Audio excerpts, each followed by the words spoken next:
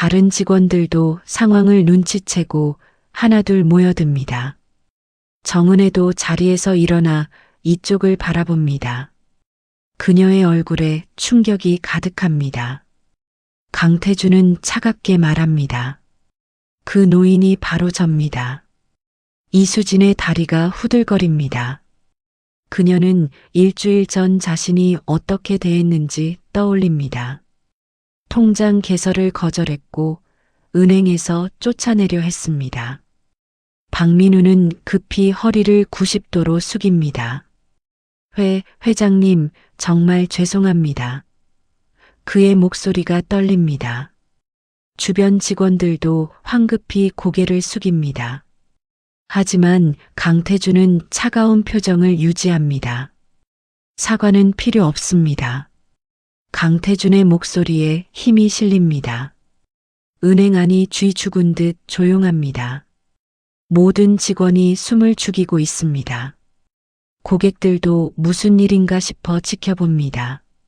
3개월간 제가 여기서 무엇을 받는지 아십니까? 강태준이 묻습니다. 아무도 대답하지 못합니다. 박민우는 식은땀을 흘리며 서 있습니다. 이수진은 창구에 손을 짚고 겨우 버티고 있습니다. 사람을 돈으로 평가하는 직원들을 봤습니다.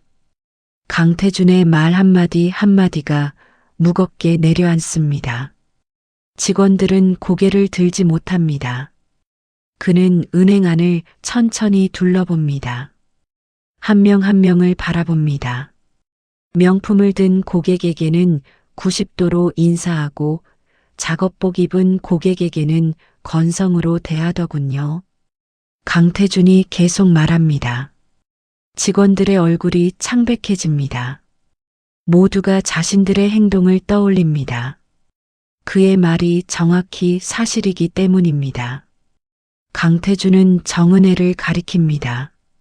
그녀는 놀라 눈을 크게 뜹니다. 다른 직원들도 정은혜를 바라봅니다. 단 한 명만 사람을 사람으로 봤습니다. 강태준의 말에 정은혜의 눈가가 붉어집니다. 그녀는 그날 강태준에게 물을 건네려 했고 샌드위치를 권했습니다. 선배들에게 혼났지만 후회하지 않았습니다. 박민우가 다시 무릎을 꿇으려 합니다. 하지만 강태준이 손을 들어 제지합니다. 그리고는 지점장을 똑바로 바라보며 선언합니다.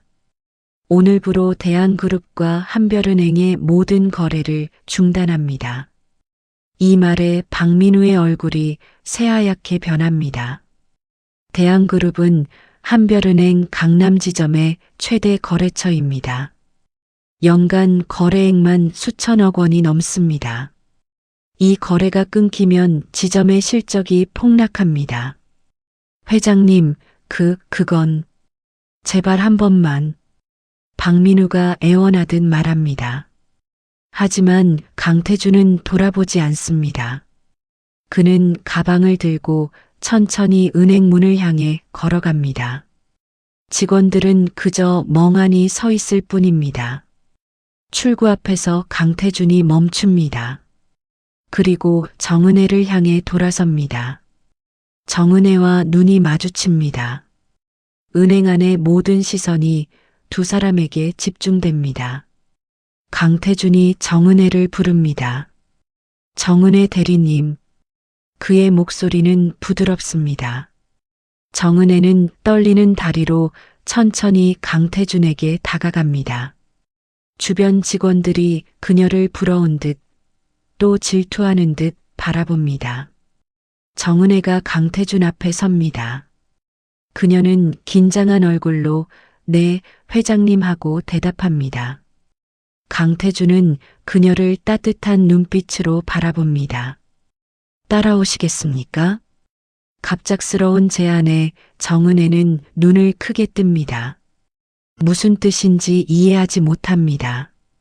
강태준이 설명을 이어갑니다. 우리 그룹에서 진짜 금융을 배우고 싶다면 기회를 드리겠습니다. 정은혜의 눈에 눈물이 맺힙니다. 입사 6개월 만에 받는 최고의 제안입니다. 대한그룹은 누구나 들어가고 싶어 하는 기업입니다. 그녀는 떨리는 목소리로 묻습니다. 정말입니까? 강태준이 고개를 끄덕입니다. 그리고 주머니에서 명함을 하나 더 꺼내 정은혜에게 건넵니다. 정은혜는 두 손으로 공손히 명함을 받습니다. 명함을 쥔 그녀의 손이 떨립니다. 생각할 시간을 드리겠습니다. 일주일 안에 연락 주세요. 강태준이 말합니다. 정은혜는 감사합니다라는 말밖에 할 수 없습니다. 눈물이 볼을 타고 흐릅니다. 이수진은 그 광경을 질투 어린 눈으로 바라봅니다. 강태준은 더 이상 머물지 않고 은행을 나갑니다. 문이 닫히는 순간까지 아무도 말을 하지 못합니다. 그가 완전히 사라지고 나서야 은행 안이 다시 술렁이기 시작합니다. 박민우는 급히 본사에 전화를 겁니다. 손이 떨려 번호를 잘못 누를 뻔합니다. 전화가 연결되자 그는 급한 목소리로 상황을 보고합니다. 본사에서는 즉시 대책회의를 소집하라는 지시가 내려옵니다. 이수진은 자리에 주저앉습니다. 다리에 힘이 풀렸습니다. 그녀는 자신이 강태준을 어떻게 대했는지 떠올립니다. 코를 막았고 비웃었고 쫓아내려 했습니다. 그 모든 것을 회장이 다 보고 있었습니다. 동료 직원들도 충격에 빠져 있습니다. 누군가 우리 어떡하지라고 속삭입니다. 다른 직원이 지점 문 닫는 거 아니야? 라며 불안해합니다. 한별은행 강남지점의 운명이 바람 앞 등불처럼 흔들립니다. 정은혜만 명함을 꼭 쥐고 멍하니 서 있습니다. 그녀의 마음은 복잡합니다. 기쁨과 죄책감이 동시에 밀려옵니다. 동료들을 두고 떠나는 것이 옳은지 고민됩니다. 1시간 후 한별은행 본사에서 임원들이 급히 강남 지점으로 옵니다. 검은색 고급 승용차 세대가 은행 앞에 멈춥니다. 양복을 입은 임원 5명이 서둘러 은행 안으로 들어옵니다. 박민우는 임원들에게 상황을 자세히 설명합니다. 그의 얼굴은 창백합니다. 임원들의 표정이 점점 굳어집니다. 한 임원이 대한그룹과의 거래가 끊기면 우리 은행 전체가 타격을 받는다며 한숨을 쉽니다. 지점장, 도대체 어떻게 관리한 거요? 한 임원이 박민우를 추궁합니다. 박민우는 고개를 숙일 뿐입니다. 다른 임원이 지금이라도 사과하러 가야 하는 거 아니냐고 말합니다. 하지만 강태준의 연락처를 아는 사람이 없습니다. 임원들은 긴급 회의를 진행합니다.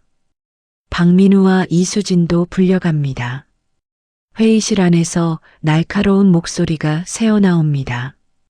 정은혜는 밖에서 불안하게 기다립니다. 1시간 뒤 회의가 끝나고 임원들이 나옵니다. 박민우의 얼굴이 흑빛입니다. 결정이 내려졌습니다. 박민우는 지점장직에서 물러나고 이수진은 다른 지점으로 발령됩니다. 사실상 좌천입니다. 박민우는 사무실로 돌아가 짐을 쌉니다. 20년간 다닌 은행을 이렇게 떠나게 될 줄은 몰랐습니다. 그는 책상 서랍을 정리하며 쓴웃음을 짓습니다. 고객을 돈으로만 본 대가가 이렇게 참혹합니다. 이수진은 화장실에서 눈물을 흘립니다. 그녀의 꿈은 VIP 고객 담당자가 되는 것이었습니다. 하지만 이제 그 꿈은 물거품이 되었습니다. 거울 속 자신의 모습이 낯설게 느껴집니다. 정은혜는 명함을 가방에 소중히 넣습니다. 그녀는 퇴근 후 오랜 시간 고민할 것입니다. 대한그룹의 제안을 받아들일지 아니면 한별은행에 남을지. 하지만 그녀의 마음은 이미 기울어져 있습니다. 같은 시각 대한그룹 본사 앞입니다. 검은색 벤츠 한 대가 급하게 주차장으로 들어옵니다. 차에서 내린 남자는 강민재, 35세입니다. 강태준의 외동아들이자 대한그룹 전무입니다. 강민재는 명품 수트 차림으로 서둘러 엘리베이터를 탑니다. 그의 손에는 사설탐정이 보낸 보고서가 들려 있습니다. 50층 회장실로 향하지만 아버지는 그곳에 없습니다. 3개월째 비어있는 회장실입니다. 강민재는 비서실로 갑니다. 수석비서가 황급히 일어나 인사합니다. 전무님, 회장님 소식이. 비서의 목소리에 간절함이 묻어납니다. 강민재는 고개를 젓습니다. 아직입니다. 하지만 오늘 단서를 잡았습니다. 강민재가 보고서를 펼칩니다. 보고서에는 강태준이 목격된 장소들이 상세히 적혀 있습니다. 한별은행 강남지점, 대한증권 본사 앞, 우리금융지점 등 금융기관들입니다. 쓰레기를 줍는 노인의 모습으로 목격되었다는 증언이 여러 건 있습니다. 탐정 보고서의 내용입니다. 강민재는 믿기지 않는다는 표정을 짓습니다. 아버지가 왜 그런 행동을 하는지 이해할 수 없습니다. 하지만 사진들이 확실한 증거입니다. 강민재는 직접 현장을 확인하기로 결심합니다. 그는 운전기사를 따돌리고 혼자 차를 몰고 강남으로 향합니다. 보고서에 적힌 장소들을 하나씩 돌아봅니다. 오후 3시 강민재는 한별은행 강남지점 앞에 도착합니다. 차를 길 건너편에 세우고 은행 앞을 주시합니다. 30분을 기다린 끝에 익숙한 모습이 보입니다. 낡은 작업복에 쓰레기 봉투를 든 노인입니다. 아버지. 강민재의 입에서 신음이 새어나옵니다. 틀림없는 아버지의 모습입니다. 50년간 기업을 이끌어온 회장이 쓰레기를 줍고 있습니다. 강민재는 차에서 내릴까 고민합니다. 강태준이 은행 안으로 들어가는 모습이 보입니다. 강민재는 결국 차에서 내려 뒤따라갑니다. 은행 문을 열고 들어서자 묘한 긴장감이 감돕니다. 직원들이 수군대고 있습니다. 강민재는 구석에 서서 상황을 지켜봅니다. 창구에서 아버지가 2억 원을 꺼내는 모습이 보입니다. 직원들의 태도가 순식간에 변합니다. 아까까지 무시하던 사람들이 극진히 모십니다. 저게 아버지의 실험이었나? 강민재는 상황을 이해하기 시작합니다. 아버지가 일부러 가난한 노인으로 변장한 이유를 깨닫습니다. 사람들의 본성을 시험하기 위함이었습니다. 강태준이 신분을 밝히는 순간 강민재는 주먹을 불끈 쥡니다. 은행 직원들이 당황해하며 사과하는 모습이 보입니다. 지점장이 무릎을 꿇으려 합니다. 강민재는 분노가 치밀어 오릅니다. 저 사람들이 아버지를. 강민재는 당장 달려가 항의하고 싶습니다. 하지만 참습니다. 아버지의 의도를 방해할 수 없습니다. 그는 이를 악물고 상황을 지켜봅니다. 강태준이 거래 중단을 선언하고 은행을 나가려 합니다. 강민재도 서둘러 밖으로 나갑니다. 차로 돌아가 아버지가 나오기를 기다립니다. 잠시 후 강태준이 은행 문을 나섭니다. 강민재는 차에서 내려 아버지에게 다가갑니다. 강태준은 아들을 보고도 놀라지 않습니다. 마치 기다렸다는 듯한 표정입니다. 아버지, 왜 이러시는 겁니까? 강민재의 목소리에 절박함이 묻어납니다. 강태준은 잠시 침묵하다 조용히 대답합니다. 내가 올 줄 알았다. 두 사람은 은행 앞 벤치에 나란히 앉습니다. 강민재는 아버지의 낡은 작업복을 바라봅니다. 3개월 동안 아버지가 겪었을 일들이 상상됩니다. 3개월 동안 회사는 어떻게 됐는지 아십니까? 주가가 15% 폭락했습니다. 강민재가 다급하게 말합니다. 회사가 혼란에 빠졌고 임원들이 동요하고 있습니다. 언론에서는 회장 실종설이 돌고 있습니다. 강태준은 차분히 대답합니다. 회사는 내가 잘 지키고 있더구나. 강민재는 당황합니다. 아버지가 회사 상황을 모두 알고 있었다는 뜻입니다. 하지만 아버지, 대체 왜 이런 모습으로? 강민재의 질문에 강태준은 은행 건물을 가리킵니다. 유리창 너머로 직원들이 여전히 술렁이고 있습니다. 강태준이 천천히 입을 엽니다. 저 안을 봐라. 강민재는 은행 내부를 바라봅니다. VIP 고객에게 극진히 인사하는 직원, 평범한 고객에게는 무관심한 직원들의 모습이 보입니다. 내가 50년간 사람을 잘못 봤다. 강태준의 목소리에 후회가 묻어납니다. 강민재는 아버지의 다음 말을 기다립니다. 강태준은 주머니에서 낡은 수첩을 꺼냅니다. 수첩을 펼치자 빼곡한 기록들이 나타납니다. 제가 뽑은 임원들, 투자한 기업들, 거래한 은행들, 모두 겉모습만 보고 판단했다. 강태준이 수첩의 페이지들을 넘깁니다. 각 기업과 기관의 이름 옆에는 평가가 적혀 있습니다. 대부분 낙제점입니다. 강민재는 수첩을 받아들고 내용을 확인합니다. 50개가 넘는 기업과 은행의 기록입니다. 모두 강태준을 가난한 노인으로 취급했습니다.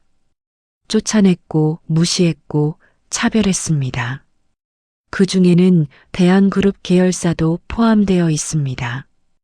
우리 그룹 계열사 직원들도 날 쫓아냈다. 강태준이 쓸쓸히 웃습니다. 대한생명, 대한증권, 대한카드 모두 그를 알아보지 못했습니다. 아니, 알아보려 하지 않았습니다. 돈이 없어 보이면 고객이 아니었습니다. 강민재의 얼굴이 붉어집니다. 자신이 관리하던 계열사들입니다. 그곳의 인사 시스템을 자신이 승인했습니다. 실적 위주, 수익 중심의 평가 체계였습니다.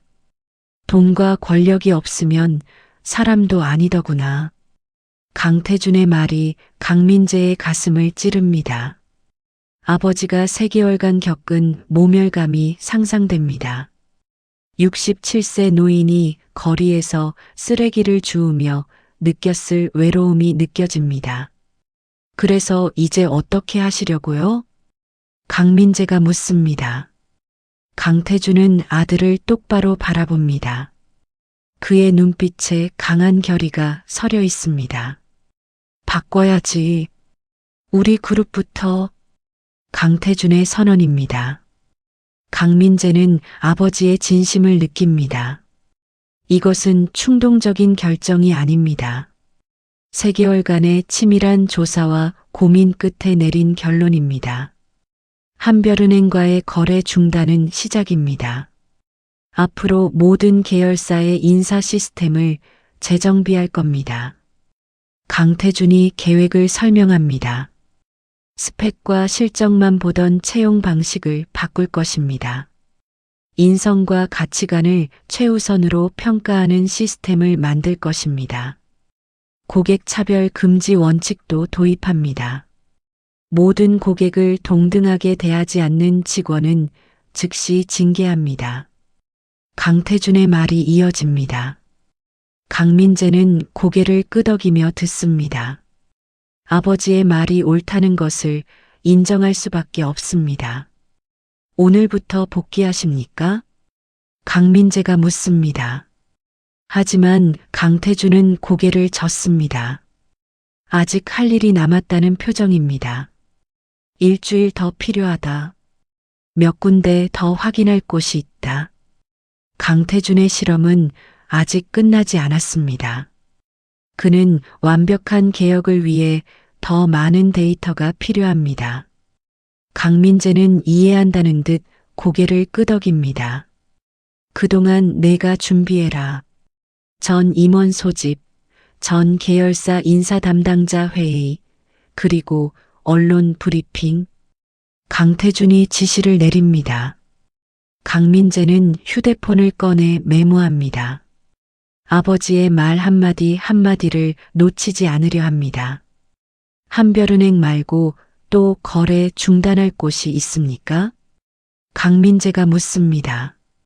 강태준은 수첩의 몇 페이지를 가리킵니다. 대형 증권사 2곳, 보험사 1곳, 그리고 대한그룹 계열사 3곳입니다.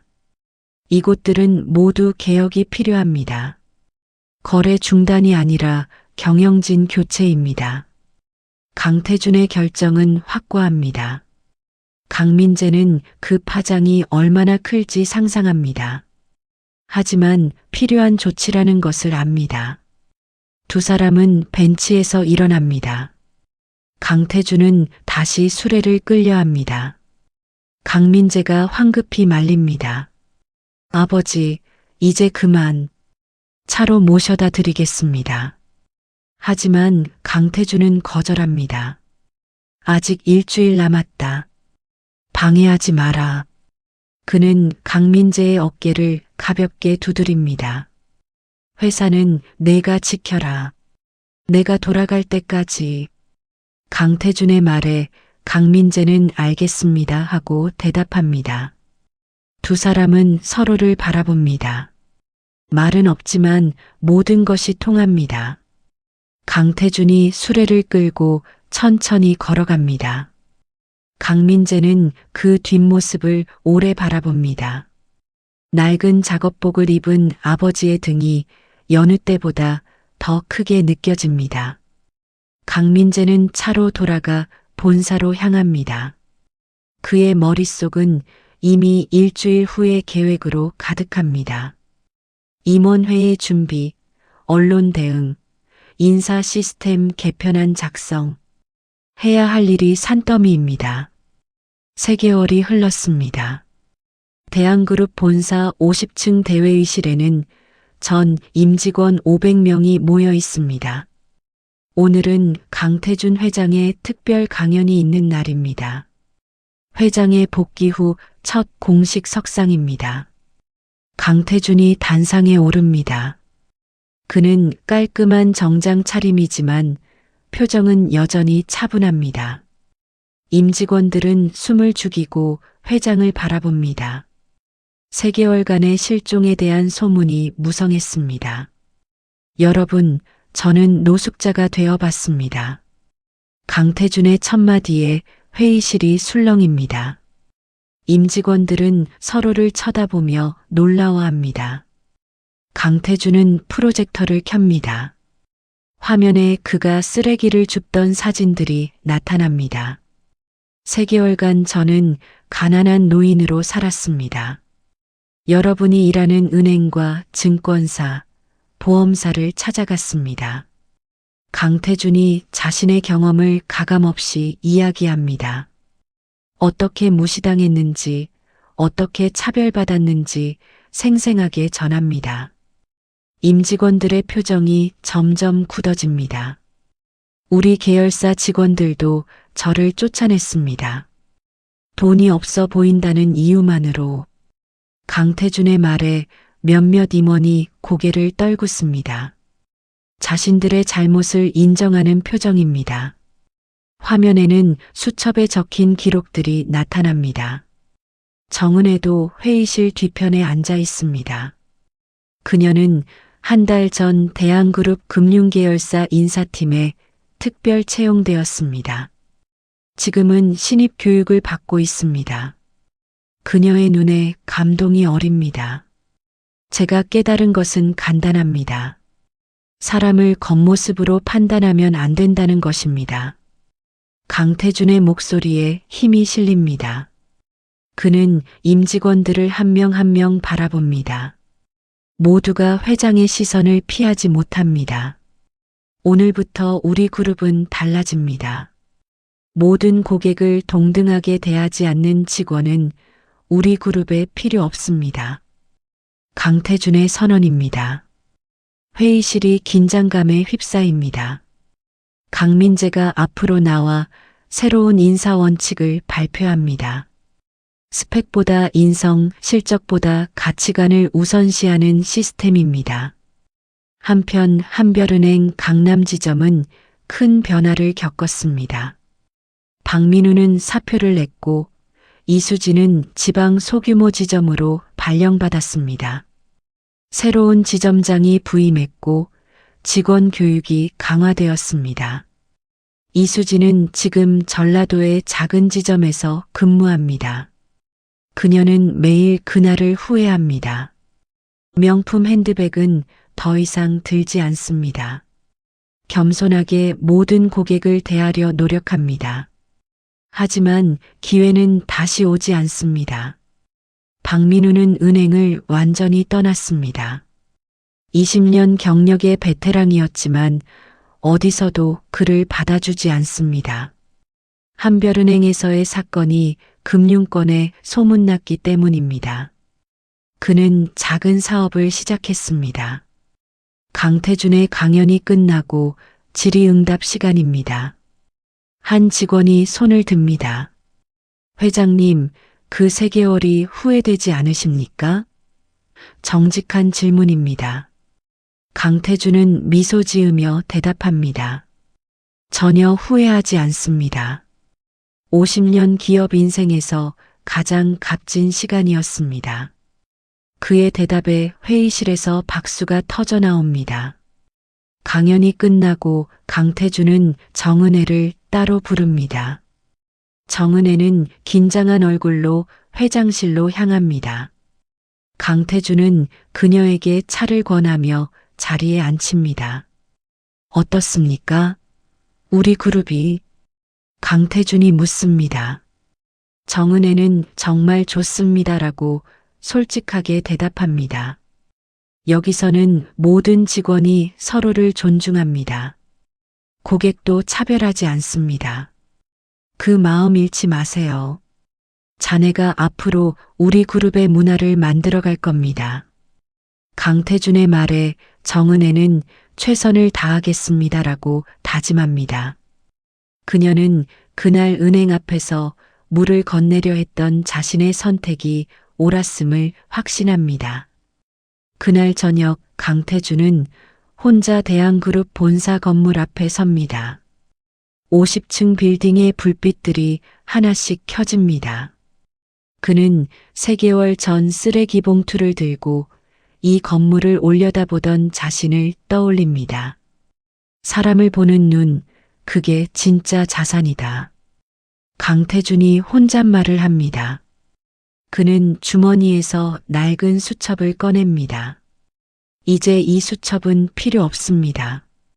하지만 보관할 것입니다. 초심을 잃지 않기 위해서입니다. 대한그룹의 새로운 시작입니다. 돈과 권력이 아닌 사람과 가치를 보는 기업으로 거듭납니다.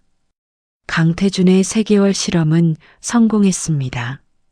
진짜 가치는 겉모습이 아니라 사람을 대하는 태도에 있다는 것을 증명했습니다. 강민재가 아버지에게 다가옵니다.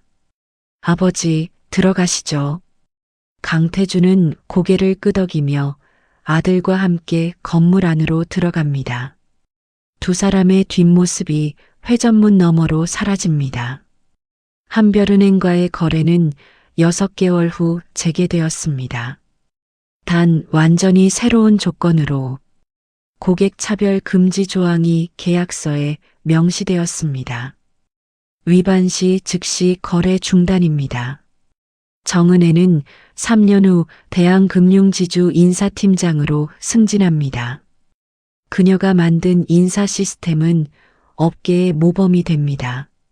사람을 사람으로 보는 문화가 대한그룹 전체에 뿌리내립니다.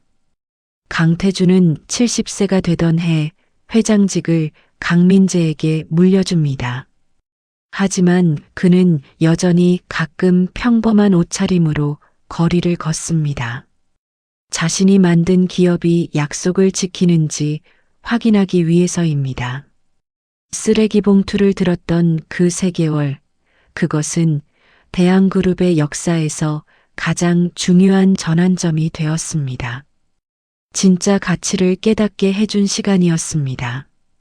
그리고 그 가르침은 다음 세대로, 그 다음 세대로 이어집니다.